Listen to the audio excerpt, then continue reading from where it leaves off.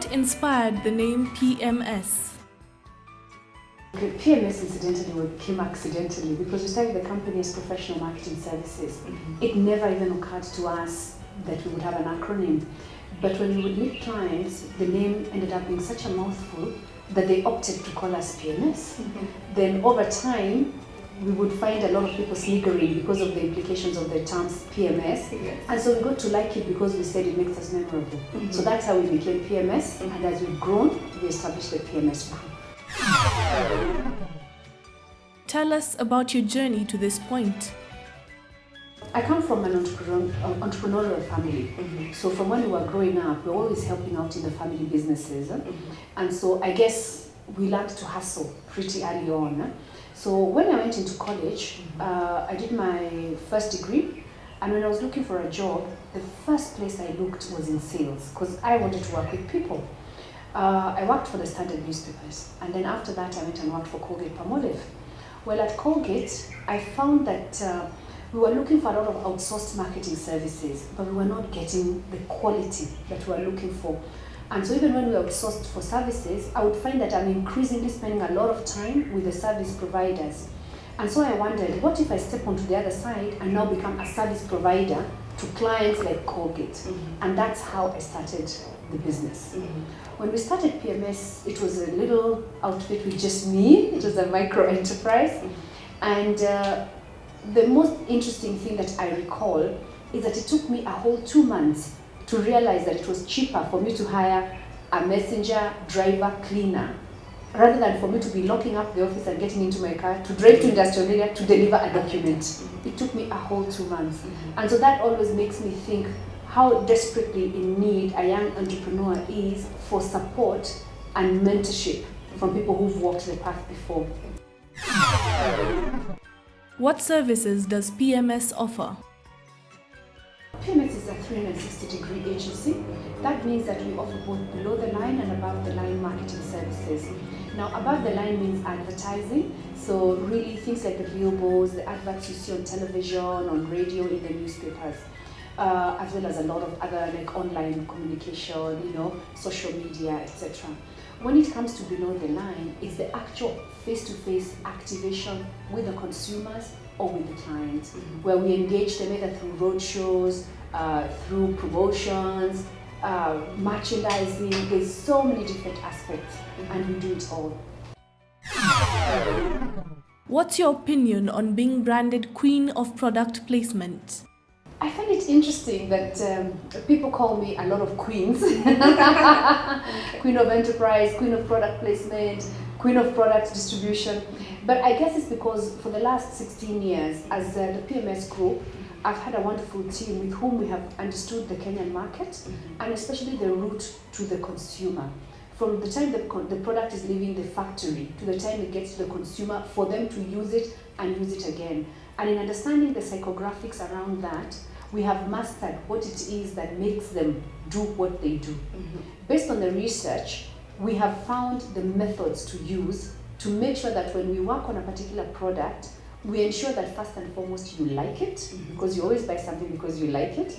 And then secondly, that your experience and your opportunity to buy is maximized. So for example, if you enter a supermarket and it's a hot day, you'll usually find Del Monte fridge conveniently close to the entrance so that when you're still hot and bothered, you see it and you just think, oh my goodness, what if I had some tropical juice, or some apple juice? And then you'll pick it up because, shopping is psychological. So you'll pick it up, whereas it wasn't on your shopping list. So that is product placement. We also do a lot of work with the supermarkets to make sure that their planogramming is right. Now, planogramming is where when the customer enters the supermarket, most of us, we work on a right orientation. So what is the product I will see to my immediate right at eye level? And so if I'm working with a client's product, I want to make sure it's the first product that you see at eye level, because then you're comparing everything else to my product. And if you're comparing to my product, you've already positioned my product in a superior level. And that's what we call now product placement. So we do a lot of merchandising, what is typically known as merchandising, meaning that we have teams in the supermarket representing some of our clients and making sure that the products are properly, most prominently placed, well priced, clean, facing you at the right angle, eye level, and maximum visibility in terms of the amount of space that they're occupying in the supermarket shelf. None of these things happen by accident. How did it feel to win the top mid-sized company award? Wow, let me tell you, it was the most amazing experience for me. First, because it was so unexpected. We had entered the top 100 medium-sized companies, and we emerged number 23. Now, when we were number 23, we were over the moon. We were so excited. Yeah. But then I reflected on how did we make it to number 23, and I wanted to go in depth onto why. And so we worked with KPMG and Nation Media Group, and I had a finance consultant because they pointed me in the direction that if we focus on our financials, which is the heart of the business, Yes. then we'll get everything right. It took us 2 years to feel that we were ready to enter the competition again, because there was so much cleaning up to do, which I hadn't known at the onset. But once we got a financial consultant to help us understand what the financial ratios should be, where we need to cut costs, making sure that whatever revenue we are generating, we're not eating it up in the middle with all the expenses, but we're actually ending up with a profit and therefore a return on investment for the investors. So based on that, when we then entered the top 100 in 2010, we were so shocked to be number one of all companies in Kenya.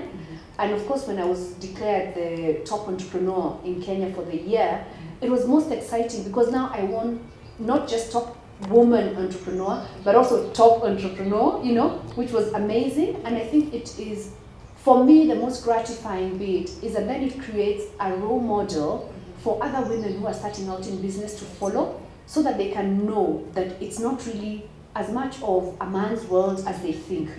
I was not running my business or entering the competition to fight men. Yes. I was simply doing my job. Yes. So the fact that I emerged top was a pleasant surprise and something that I think is useful to help women to be more motivated to try and raise to the highest heights. As FEWA chair, what's the future for women entrepreneurs? Okay, first, FEWA, the Federation of Women Entrepreneur Associations, I'm the founder chairperson. And part of why we formed FEWA is that we felt that it is important for women entrepreneurs to create a network where they support each other. As you know, when somebody starts out in business, there are so many challenges. And most of them, you're ill-equipped and you don't even know where to seek for help. Also, we realized that women's method of seeking information is different from men.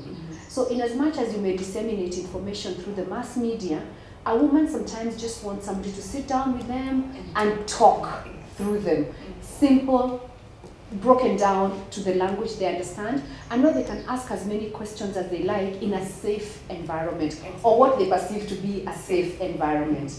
So in FEWA, we want to create that safe environment for women to come and network with each other and support each other.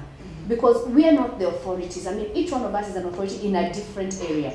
But when a woman comes to talk to me about beadwork, I know nothing about beadwork. However, I can tell them, I can't help you with the creative, but I can help you with how you can do your distribution channel. I can help you with how you can do your costing. I can help you with how you can do your packaging, you know. They will go to somebody else within the team who will tell them they can help them with sourcing with some of the raw materials. So it brings together women. And FEWA is a wonderful resource available, and I really wish more women would create more networks and plug into FEWA. Because through FEWA, we are also able to advocate for policy to support women in business.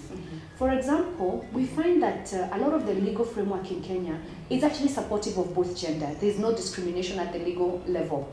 But the social level, you still find people have a lot of discrimination. When you walk into a meeting and you're accompanied by a gentleman in a smart suit, automatically the presumption is that he is the boss. Yes. This is not something that you can change through legislation, but it is something that we can help women to support themselves, that when they get into a meeting, they know how to project themselves as leaders. They know how to be feminine, but at the same time assertive and authoritative. And these are only things you can learn from people who have walked through the challenges before. And those are some of the tools that we're able to support our women entrepreneurs with at FEWA. How large is FEWA? FEWA is very big because what we've done, FEWA is an umbrella. We've brought together the existing entrepreneur associations in all manner of businesses, from engineering to exports, to beadwork, to interior decoration, to development, and all these ones come together under FEWA. So when we are lobbying for issues that are cross-cutting, we talk as FEWA. When we want to get matters dealt with at a global scale, at the macro level, we talk as FEWA. When we're dealing with industry issues, we talk at the different industry levels. Okay. And in that way, it means that we've got a footprint in all the 47 counties, and we've got women who are able to seek for our assistance at head office to support them in their different associations. We're also now in the process of setting up a full-scale secretariat for FEWA, which will be able to house any other women entrepreneur associations so that they can grow and support their members better. Who is Joanne outside work? Joanne outside work is a mother, a very fun-loving person. I think I really enjoy being a mother.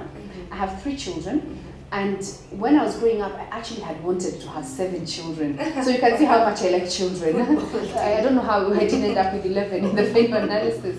And I also spend a lot of time, I enjoy fitness. I really like an active life. I enjoy the outdoors. I love traveling. I love friends. I really like enjoying time with friends and family.